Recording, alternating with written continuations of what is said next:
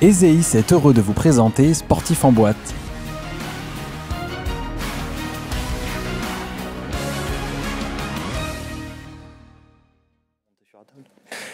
Bienvenue dans Sportif en boîte. Cette émission s'annonce assez dantesque. Vous allez le découvrir. Pourquoi ?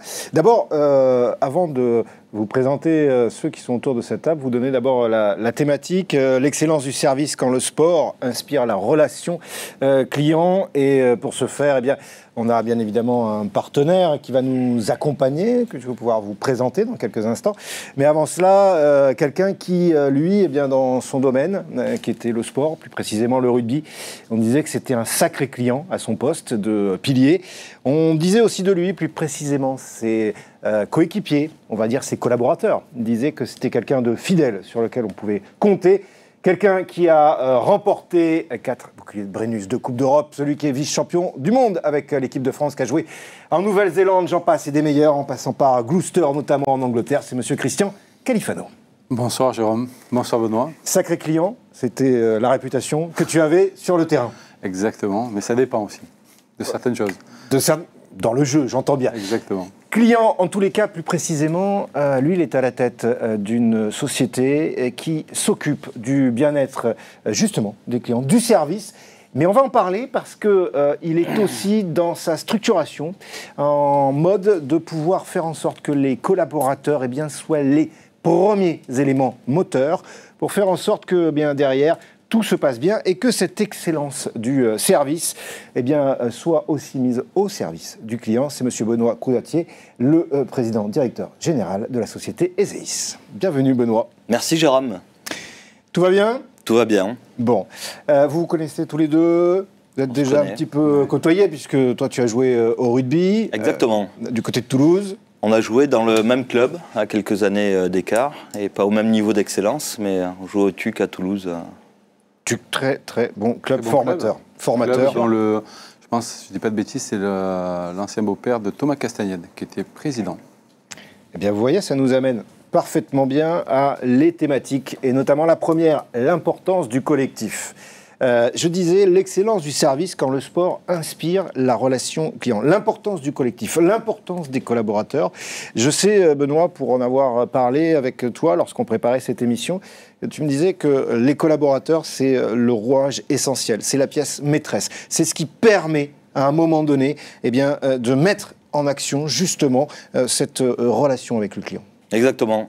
Les collaborateurs sont clés dans l'entreprise, et d'autant plus dans les entreprises de service, puisque c'est eux qui œuvrent chaque jour au service du client et portent les couleurs de l'entreprise pour essayer de la faire rayonner, pour essayer d'apporter le meilleur d'eux-mêmes. Et donc il y a cette conjugaison à la fois de stratégie d'entreprise, de collaborateurs, qui permet d'avancer et de se différencier sur son marché.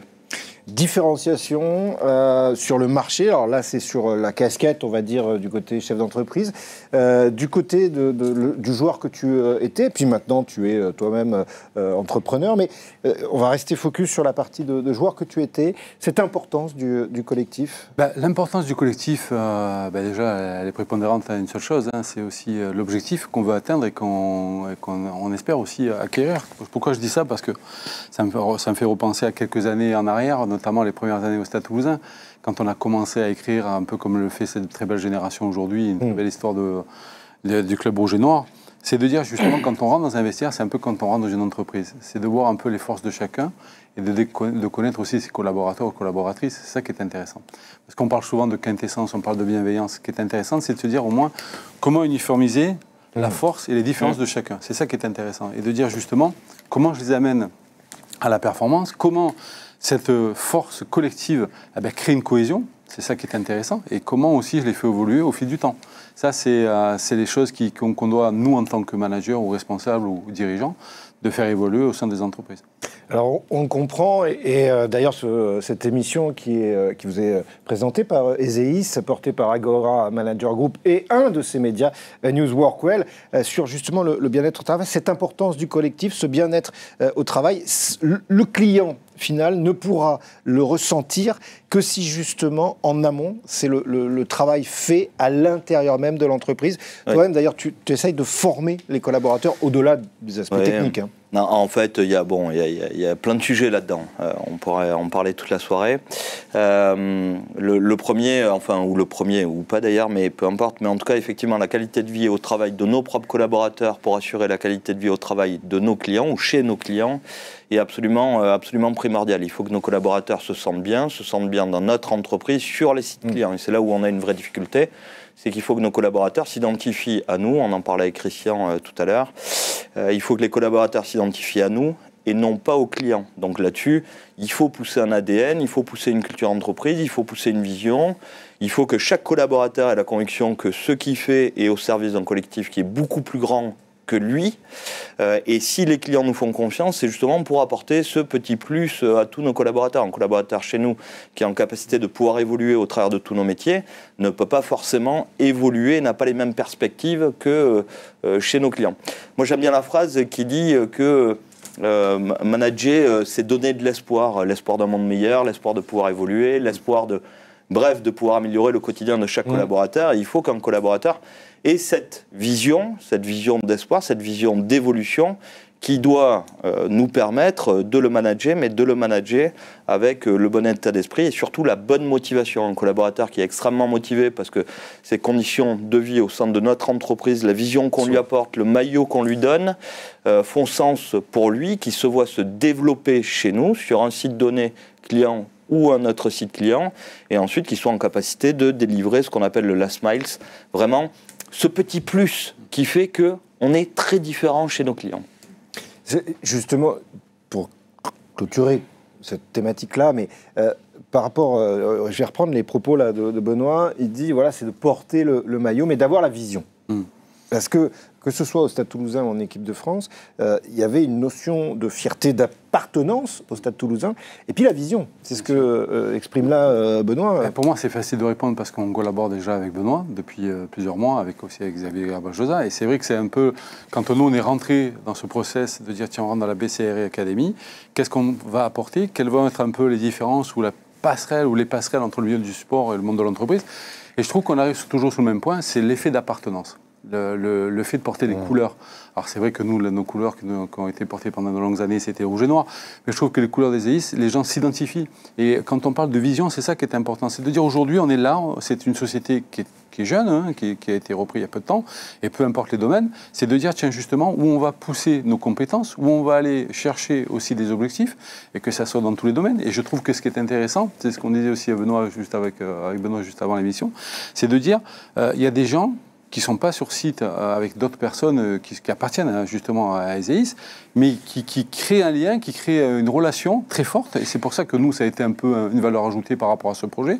Et de dire justement, aujourd'hui, on construit une nouvelle histoire. On écrit une nouvelle histoire ensemble. Et ce qui est intéressant, c'est que, encore une fois, on voit les capacités, on voit la motivation des gens. Parce que, encore une fois, on parle de bienveillance, on parle de plein de choses, mais c'est surtout de qu'est-ce qu'on peut leur apporter en termes d'évolution. Et je crois qu'on a été clair là-dessus, c'est de dire justement, quand on vient dans une entreprise, je m'y sens bien. Je sais quelle sera la vision, quels seront les objectifs à atteindre, ou celles que je peux apporter aussi. Et ça, tout ça fait un peu comme un match de rugby. Hein. On parle de stratégie et on parle, notamment sur une saison sportive, je crois que c'est un peu pareil dans le milieu de l'entreprise. Alors, ce qui nous amène du coup à la deuxième thématique, qui est la préparation et l'anticipation. On a souvent tendance à dire qu'un match... Alors, on dit souvent dans le domaine du sport qu'on joue comme on s'entraîne. Si on s'entraîne bien, on risque de bien jouer. Bon. Mais dans l'entreprise, ça pourrait s'apparenter à peu près un peu à la même chose. C'est-à-dire que si on prépare bien en amont ce que l'on a à faire, les tâches à faire, les missions confiées par le client, normalement, on limite au maximum en anticipant les risques, on va dire, négatifs. Complètement. Alors la préparation, en fait, elle démarre bien avant qu'on aille rencontrer le client. La préparation, chez nous, avec Christian, quand on a monté cette ESEIS Academy qui est devenue une BCRE Academy, c'était déjà de se dire, il faut que chacun soit fier de porter le maillot. Et il ne faut pas que nos collaborateurs aient des vêtements de travail pourris, au moins chers, etc. Donc déjà, au travers de ça, comment on fait ? Quand Christian allait jouer un match du Stade Toulousain, personne ne te posait la question de savoir si on portait le jogging du Stade Toulousain, le sac, etc. Ils y allaient, ils étaient fiers de le porter. Comment nous, on arrive à retranscrire ça au sein des EIS avec cette notion d'exigence, cette notion de fierté, et c'est ça qu'on travaille. Et la préparation, elle démarre déjà au moment des premiers mètres dans l'entreprise. Voilà, si les premiers mètres se passent mal, parce que la personne arrive, on lui dit, tiens, tu seras affecté sur le site X, Y ou Z, et voilà ta fiche de poste, voilà ce que tu vas devoir faire, c'est déjà un échec. C'est déjà un échec, puisque sa préparation n'est pas la bonne, puisqu'il ne va pas porter cet ADN. Donc la préparation, elle commence vraiment dès le début, dès l'intégration, dès le premier instant au sein de l'entreprise. Ça, c'est la première des choses. Ensuite, quand on considère que la personne est tout à fait apte de pouvoir intervenir sur un site client, il y a bien évidemment toute la préparation en amont et notamment... alors la préparation sur le travail en lui-même, c'est relativement facile. En fait, il faut avoir les bons outils au bon moment pour réaliser la bonne prestation, savoir l'auto-contrôler et puis faire un compte rendu. Benoît, je te coupe parce qu'il y a une chose que j'aime bien, par contre, je voudrais revenir sur ce mot-là, c'est l'adaptation. C'est-à-dire qu'une fois, l'aptitude, tu as dit, une fois que l'on sent que la personne est apte, c'est-à-dire que l'idée, c'est pas de lâcher la personne, comme tu l'as dit. Exactement. Voilà le lieu, voilà le cadre, voilà la fiche de poste, bim, boum, bam, et maintenant tu te débrouilles. Non, c'est, chez les EIS, c'est de former pour que, au moment où la personne va aller chez le client, on sait qu'elle est apte à pouvoir remplir ça. Et elle est apte non pas sur les savoir-faire, qui sont presque le plus facile, il y a des études qui émanent au savoir-faire, mais plutôt sur le savoir-être. Oui. Toujours être commerçant, toujours trouver des solutions aux clients, être en anticipation de toutes les difficultés que le client va rencontrer. Comment on est en anticipation? Par de la proximité client, parce qu'on entend le client, on voit ses difficultés au quotidien, donc on va lui proposer des solutions. Et ça, dans l'état d'esprit, c'est hyper important, ce qui fait toute la différence sur le marché. Cette aptitude, on va dire, dans le milieu du rugby, c'est pareil. Avant que tu joues, même si en 94, tu es l'un des plus jeunes piliers français à aller gagner 2 fois en Nouvelle-Zélande avec l'équipe de France, et puis après, tu seras élu meilleur pilier du monde. Mais avant ça, quelqu'un comme Guy Novès, un très grand manager du Stade Toulousain, il ne te met pas tout de suite en équipe première. Il va attendre le moment où il sent que tu es apte, comme le dit Benoît. Alors, je n'ai pas eu cette chance, mon cher Jérôme, parce qu'en fait, pour revenir un peu sur le contexte, le Stade Toulousain n'était pas, je veux dire, dans sa meilleure forme. C'était un peu compliqué, les joueurs étaient partis, donc on se retrouvait avec une jeune génération. Donc, il n'y avait pas le temps de cette formation. C'est pour ça que quand on parle de préparation, je crois que c'est prépondérant en plein de choses. C'est quand on joue un match de l'équipe de France, il faut être préparé bien en amont. C'est pas, on ne prépare pas le match le samedi matin. Anticiper au maximum de choses. En fait, se préparer, c'est qu'aujourd'hui, quand on voit l'évolution, autant dans le monde professionnel que dans le monde sportif, ça va très vite.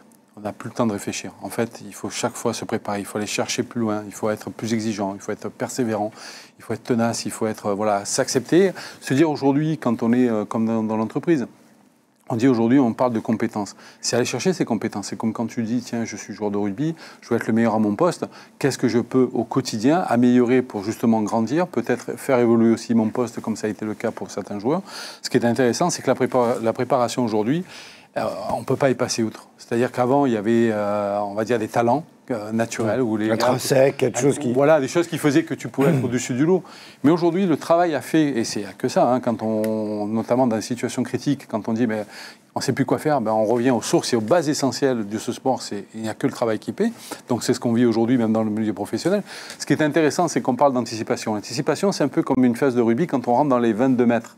C'est-à-dire que ça va tellement vite. Est-ce qu'on prend l'intervalle? Juste les 22 mètres, c'est un peu comme la surface de réparation pour le football. On va rester sur le rugby, c'est plus facile pour moi. Oui, non, mais c'était pour pouvoir expliciter. Voilà. Justement, quand on rentre dans ce qu'on appelle la zone de marque, ça sera plus simple, la zone de marque où il y a bien sûr les poteaux de rugby, c'est là où il faut être très bon sur l'anticipation. C'est-à-dire que des fois, quand on est porteur de balle, on va chercher un peu les solutions, mais ce qui est intéressant, c'est de voir aussi les coéquipiers, comment ils vont se comporter. Est-ce que c'est plutôt des spectateurs ou des acteurs?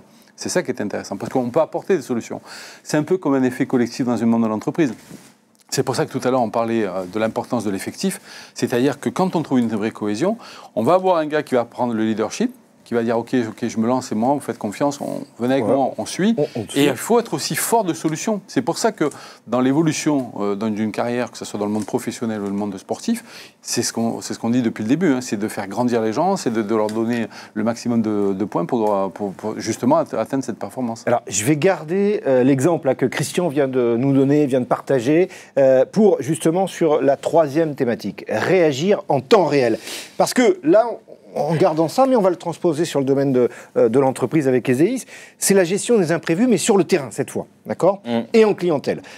On a, si on résume, tout ce qu'on a pu travailler ensemble, messieurs, on a pu recevoir le collaborateur, on a pu lui donner les éléments, on a pu le former, une fois qu'il est apte, il y va. Là maintenant, par contre, il faut réagir en temps réel. Bon. Et là, on peut anticiper beaucoup de choses, mais c'est pas tout le temps. Il n'y a pas une note entière qui dit il se passe ci, il faut faire ça. Bon.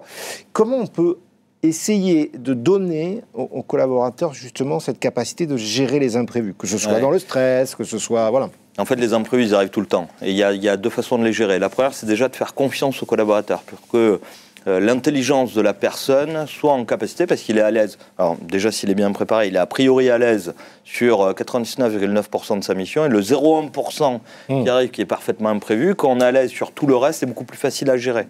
Si vous êtes en stress déjà sur votre mission, le 0,1% vient se rajouter et fait que ça crée des désastres. Donc ça, c'est la première des choses. Et faire confiance à la personne, lui donner l'autonomie et la responsabilité de pouvoir immédiatement réagir en fonction de ce que lui perçoit, de ce que lui ressent. Et ça, c'est un véritable apprentissage, parce que dans l'entreprise, on a toujours peur de faire des erreurs, tout le temps. Tous les collaborateurs au sein de l'entreprise ont peur de faire des erreurs, quel que soit le niveau. Et en fait, le fait d'avoir peur de faire des erreurs crispe l'ensemble et ne permet pas de, finalement, libérer l'intégralité de son pouvoir. Voilà.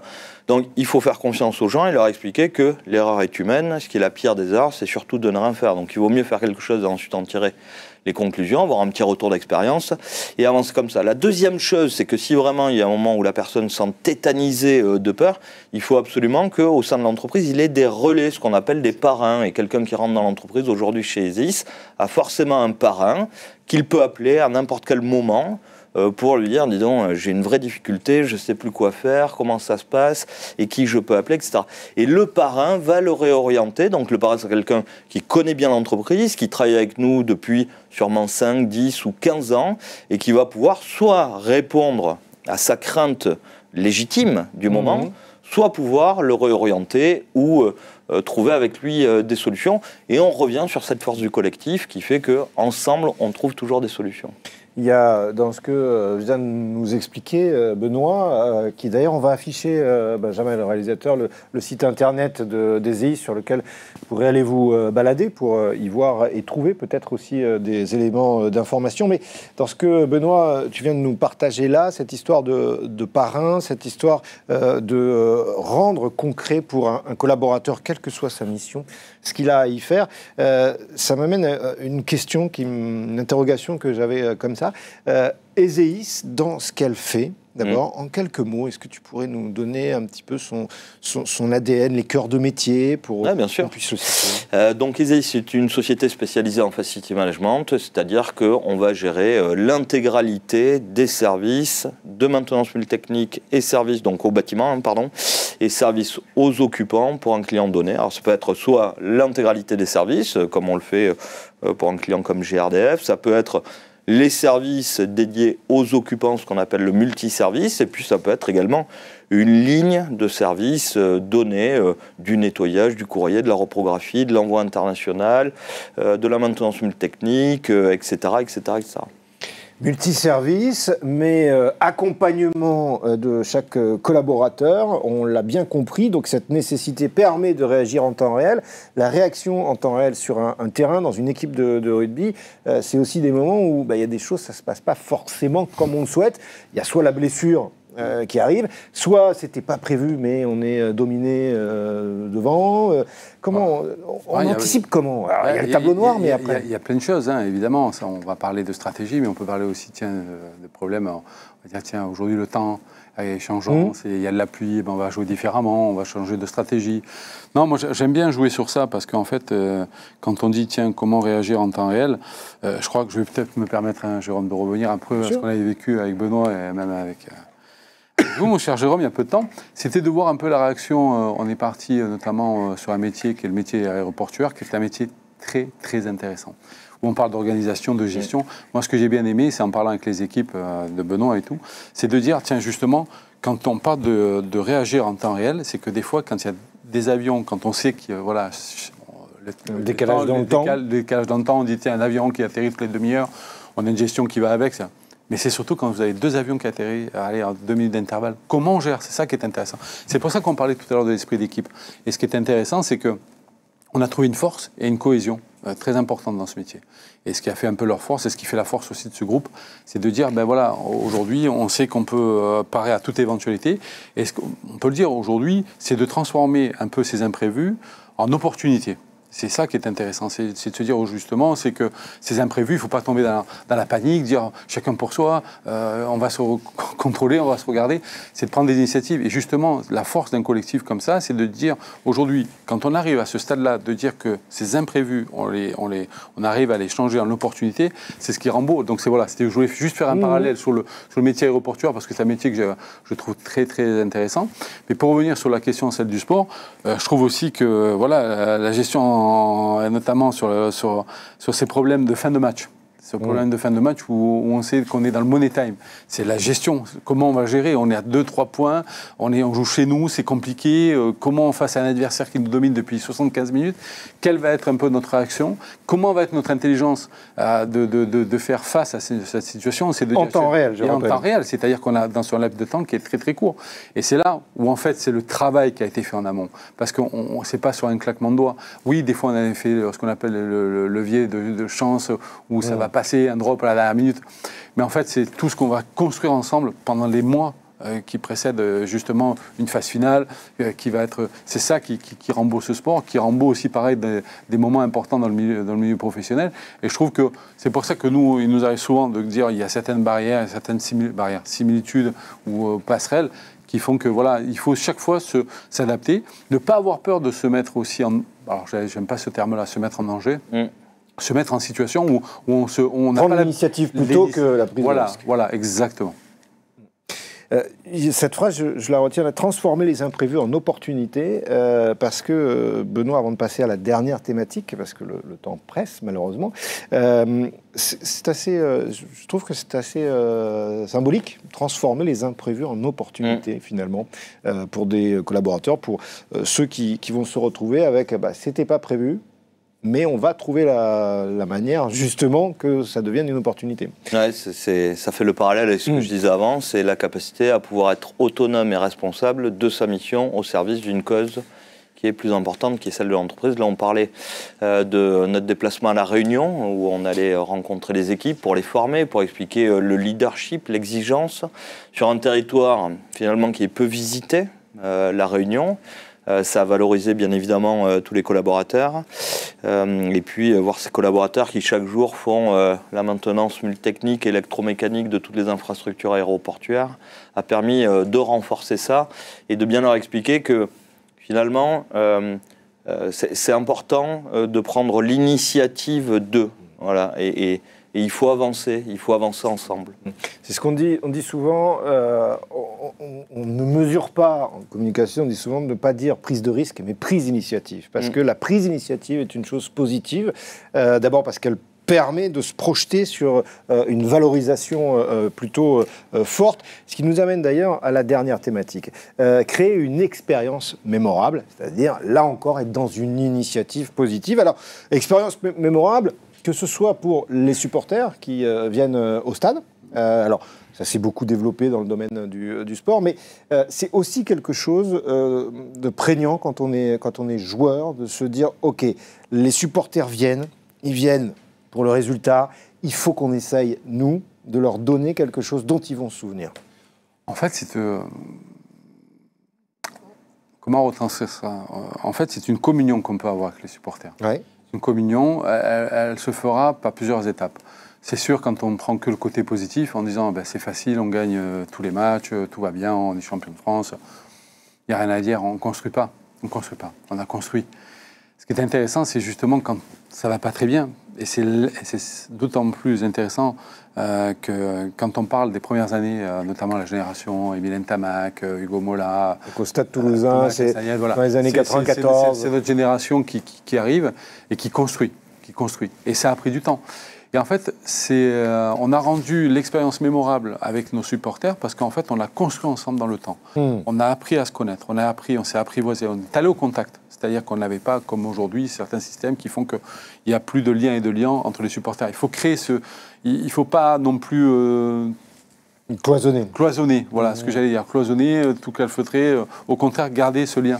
Parce qu'on en a besoin, parce que c'est important quand, bien sûr, on est sur des moments où on a des moments de fatigue, où on a des moments où c'est compliqué, où on perd un peu le fil du match. Ben, ils sont là, ils nous remettent un peu dans le droit chemin. Et puis c'est à eux aussi, parce que ces supporters... Alors, certains font partie de la famille intégrante du Stade Toulousain. Il y en a qui ont 30, 40 ans, voilà, qui écrivent aussi une histoire avec ce club. Et ce qui est intéressant, c'est de dire, nous, on a une part de responsabilité. Quand on met ce maillot rouge et noir, je pense qu'on a aussi ce devoir, par rapport à ce qu'on représente et aussi ce qu'on doit amener sur le terrain, de dire, ben, on leur doit quelque chose, quelque part. On doit transmettre également. Si je le parallélise avec la partie client, tout à l'heure tu explicitais que Ezeis, c'était une société de facility service. Est-ce que c'est là aussi, c'est le but, c'est pour que chaque client, chaque mission, c'est de créer une expérience mémorable? Exactement. Alors nous, on n'a pas de supporters à proprement parler. On ne joue pas un match tous les week-ends ni autre. En revanche, on a des clients qui deviennent promoteurs et puis des clients aussi qui peuvent vite devenir détracteurs. C'est d'ailleurs beaucoup plus long de construire une relation client-promoteur que détracteur. Donc on est très vigilant à ça. Créer une expérience... Détracteur en un seul mot. Oui. Ils peuvent aussi devenir détracteurs, c'est un petit peu lourd à porter. Oui. On ne la retiendra pas. Elle était cadeau. Mais oui, à un seul mot. Et en fait, chaque expérience doit amener un client à devenir promoteur sur le marché pour Ezeis. Et ça, c'est un travail de longue haleine. Ça nécessite de ne pas aller trop vite. On ne veut pas non plus aller trop lentement, puisque l'objectif d'une entreprise, c'est de se développer. On ne va pas chercher championnat de France, mais on va aller chercher à être national. Puis au lieu de la Champions Cup, enfin la Heineken Cup, on va aller chercher une présence internationale, etc., etc. Et ça ne peut passer que par des bases solides, sinon on perd notre ADN. Et perdre son ADN, c'est perdre des clients promoteurs. Perdre des clients promoteurs, c'est devoir passer par du développement en croissance externe. Et puis après, bon, croissance externe, c'est aussi un peu le début de la fin pour une entreprise. Je ne parle pas des sociétés de holding, mais vraiment une entreprise opérationnelle comme Ezeis. C'est le début de la fin, puisque ça va créer... Ça va créer de la dette. Si la dette n'est pas... on ne répond pas aux exigences de la dette parce qu'on continue à perdre des clients, etc. etc., etc. Après, c'est un cercle vicieux. Donc, cette expérience client, elle est absolument essentielle. Et pour que cette expérience client se passe bien, il faut que l'expérience de nos collaborateurs soit extraordinaire. Extraordinaire. Et qu'elle crée quelque chose de mémorable pour le client. Et là, on crée vraiment un cercle vertueux. Exactement. Moi, je suis d'accord avec ce qu'est en train de dire Benoît, parce que si on peut l'imager un peu sur la partie rugby, on pourrait prendre le client comme un spectateur ou un supporter. Et en fait, il a face à lui une équipe opérationnelle qui, en fait, joue son match. C'est ça qui est intéressant. Et de se dire, tiens, franchement, cette équipe, elle est surprenante. Cette équipe, on peut leur faire confiance. Cette équipe, elle va vraiment... Elle a compris ce que je recherchais, ce que j'attends et ce que j'attendais. Et justement, de se dire, je vis une expérience mémorable avec eux. Je crée quelque chose. C'est ça qui est intéressant. Et pour ça, il faut de la stabilité, il faut du leadership, il faut tout un tas de choses. C'est un peu le cas du Stade français cette année, qui échoue. Et par ces changements de direction, ce manque de leadership. Mais qui qui reviendra. Ça sera intéressant. En tous les cas, ce qu'on a pu entendre et comprendre à travers cette émission, cette thématique, je le rappelle, qui était l'excellence du service quand le sport inspire la relation client. Vous avez pu dire, messieurs, je terminerai avec toi, Benoît, mais globalement qu'il fallait, alors si je reste sur le parallèle fait avec le Stade français, il y a des moments où ça peut être compliqué, néanmoins on doit s'appuyer sur une vision, néanmoins on peut s'appuyer aussi, Christian, sur des valeurs qui sont inscrites par des gens qui sont passés précédemment. En 2-3 mots, si tu devais, toi, le résumer aujourd'hui dans ta carrière de rugbyman, est-ce qu'il y a un moment où tu t'es dit, oui, la relation client-supporter, oui, le côté collaborateur, coéquipier, appelons-le comme ça, elle est essentielle. Et sans ça, je ne pourrais pas y arriver tout seul. Bien sûr. En fait, si je devais le retranscrire en 2 mots, ça serait de dire simplement, oui, ok, seul tu vas plus vite, mais ensemble tu vas plus loin. C'est ça. En fait, la genèse un peu de la réussite de chaque parcours, c'est de se dire justement, nous on est dans un sport co, c'est quand même plus facile, mais de se dire, on crée quelque chose, on crée du lien et du lien, ok, d'accord, c'est fait. Quel va être notre objectif, quelle va être un peu notre vision? Parce que quand on dit, tiens, voilà, cette année on va être champion de France, tout le monde peut le dire. Hein. C'est pas un problème. Hein. Je crois qu'on est assez clair là-dessus. J'ai envie d'être champion du monde, on fait ce qu'on veut. Mais c'est justement quelles sont les méthodes de travail qu'on va mettre en place, quelles vont être nos attentes, nos exigences. Encore une fois, pour pas être trop long non plus, c'est de se dire, on apprend de nos réussites, c'est une évidence, mais aussi de nos échecs, c'est ça qui est intéressant. Parce que encore une fois, on en parle très rarement quand ça va mal, comme ça peut aller mal dans une entreprise, comment on doit se remettre en question. Parce que la critique, effectivement, quand elle n'est pas constructive, elle n'est pas intéressante. C'est-à-dire que si je vous prends, mon cher Jérôme, je dis t'es nul, mais c'est nul ce que tu fais. Je ne construis pas. Oui, il faut que ça soit vérifié quand même. Oui, mais par contre, il faut qu'il y ait du sens. C'est-à-dire, encore une fois, on peut avoir, comme je l'ai eu avec vous, tu l'as cité tout à l'heure, pas mal de managers, très bons managers, hein, comme Guy Novès et bien d'autres, Pierre Berbizier. En fait, c'est toujours pareil. Alors, on parle de pédagogie dans le milieu du sport, ce qui est peut-être plus facile, mais c'est justement de dire comment je vais remettre mon joueur, je vais lui permettre de remettre le pied à l'étrier pour justement revenir sur ce qu'il sait faire et peut-être le pousser encore plus. Mais pour ne pas perdre le fil de la question, c'est de dire justement, quand on fait un parallèle, parce qu'en fait aujourd'hui, nous les sportifs, on a 2 voire 3 vies. Hein. Aujourd'hui, notre deuxième vie, c'est celle de sportif. La première, c'est celle qu'on a vécue quand on était jeune. Deuxième vie, c'est celle en tant que sportif. Aujourd'hui, en tant qu'entrepreneur. Celle de sportif, elle est intéressante parce qu'elle est hyper facile. Aujourd'hui, celui d'entrepreneur, c'est un nouveau monde. C'est des nouvelles tendances à prendre en compte. Il y a plein de choses. Mais ce qui est intéressant, c'est de se dire aujourd'hui, ensemble, on peut construire certaines choses. Moi, je crois que je vais pas être trop long, désolé Benoît, mais moi, ce qui me fait rêver aujourd'hui, c'est voir aujourd'hui, même si je suis plutôt côté sud, on va dire côté Méditerranéen, Olympique de Marseille. Moi, ça me fait plaisir de voir la performance aujourd'hui du Paris Saint-Germain. Parce qu'il est arrivé avec ses convictions en tant que manager. Pourtant, ô combien il a été critiqué. Comme ça a été le cas il y a très longtemps de Gomola. Hein, quand il est arrivé, presque les gens étaient à 2 doigts de signer une pétition pour le faire sortir. Aujourd'hui, quand on voit l'équipe qu'il a menée et qu'il a construite... Qui est le manager du Stade Toulousain. Du Stade Toulousain, pardon. Et c'est vrai qu'encore une fois, quand on voit l'équipe du PSG, pas de stars, que des joueurs comme Will Maillot. Et je crois que quand on parle d'exigence, pour certains qui ont vu le match, de voir ce qu'ont fait les garçons à la 85e, faire 80 mètres pour aller récupérer un ballon, c'est ce qu'on veut. Et je crois que ce soit dans le monde du sport ou dans le milieu de l'entreprise.